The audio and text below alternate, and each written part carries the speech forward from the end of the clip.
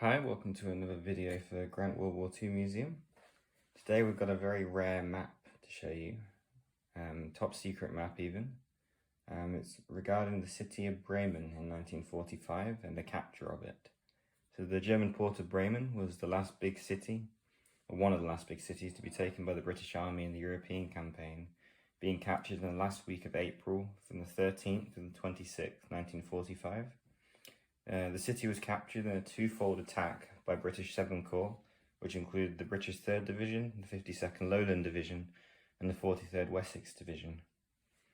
They were commanded by Neil Ritchie, and the Germans were commanded by Albert Kesselring. The British infantry divisions were supported by tanks and specialised armoured vehicles. However, before the capture of Bremen, 767 aircraft of RAF Bomber Command carried out a tactical bombardment. Bombs are mainly destined for the southeastern suburbs, for which British troops would launch their attack on the city. Most of the fighting, however, took place on the outskirts of Bremen, after the British soldiers forced their way into the city, where the German resistance collapsed. So I'll be showing you the defence overprint map that we have here of the city of Bremen. This was done on the 18th of April, so halfway through the battle. And it shows, I'll go over quickly what a defence overprint map means. A defence overprint map is it's a regular printed map.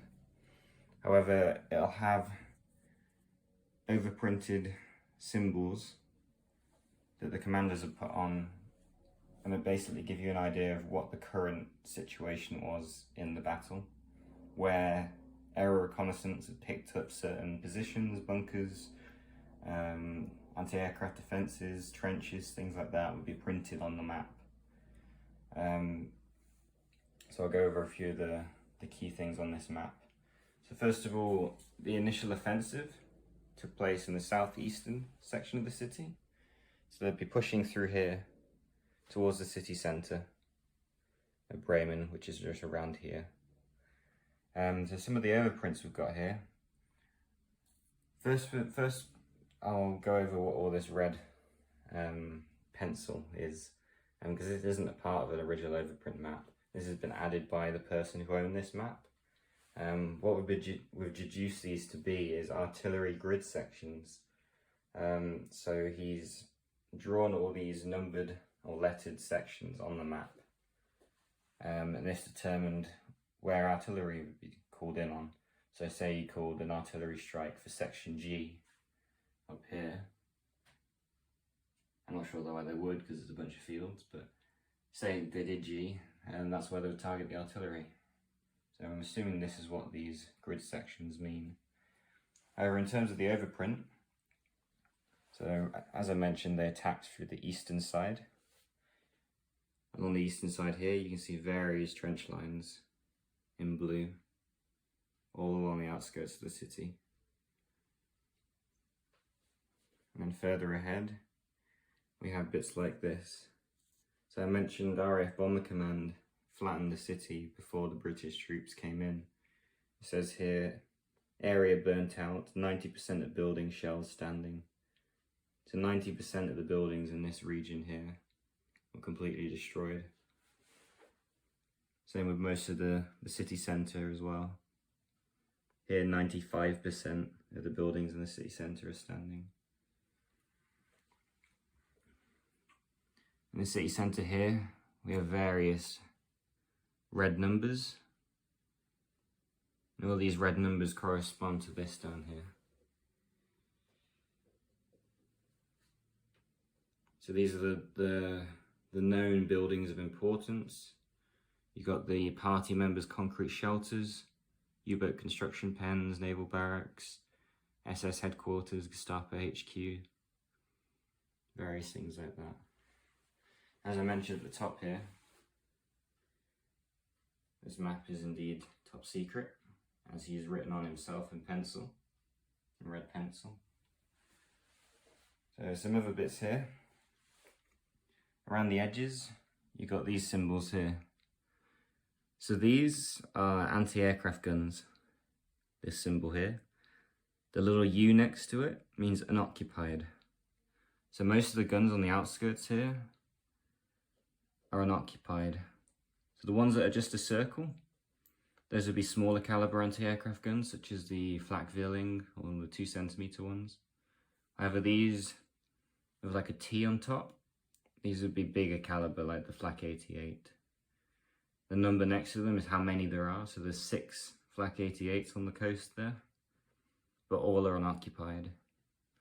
However, if you look at some of the ones in the U-boat pens, which is just around here, all of these anti-aircraft guns are still occupied, according to the British intelligence at the time. Again, you can see multiple trenches along here on this road. They were heavily defending the U-boat pens, it seems, on the 18th. You've got some felled trees there for defence, craters in the road, various bombed areas, a huge trench line. 3 AEA guns here on towers. They're all occupied, same as the ones in the field. You go further afield, they're unoccupied. So this being the 18th, most likely a lot of the ones on the outskirts would have been destroyed by now. And they're now defending inland. There's a munition dump there. And these are all the U-boat pens, which are being heavily defended at the time.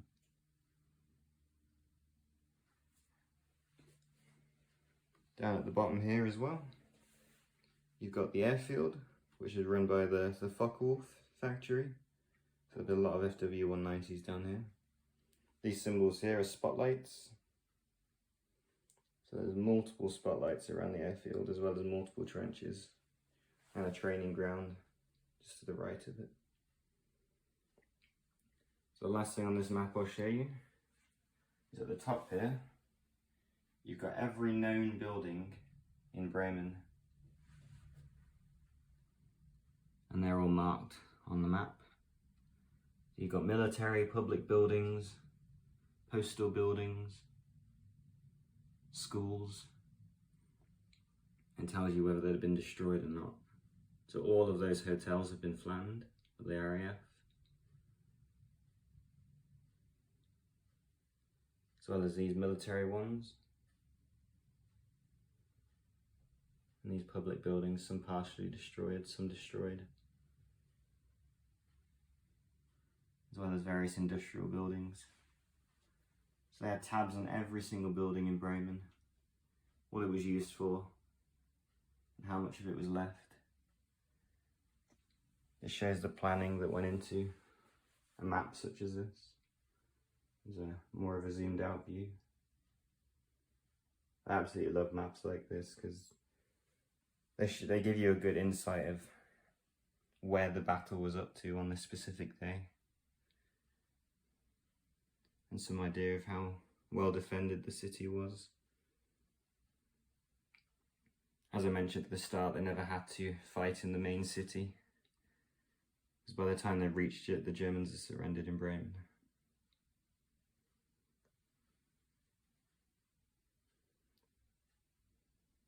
Show you the last few bits.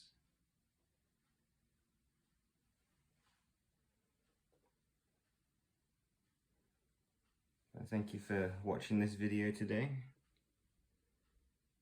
As I say in all the other videos, we're a free museum based in Nuneaton, Warwickshire.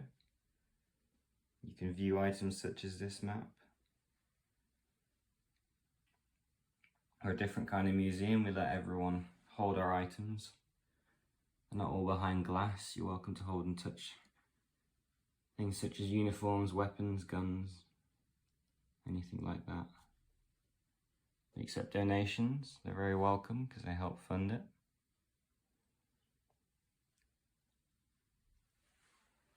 Thank you for watching. Like and subscribe. I'll be posting more soon.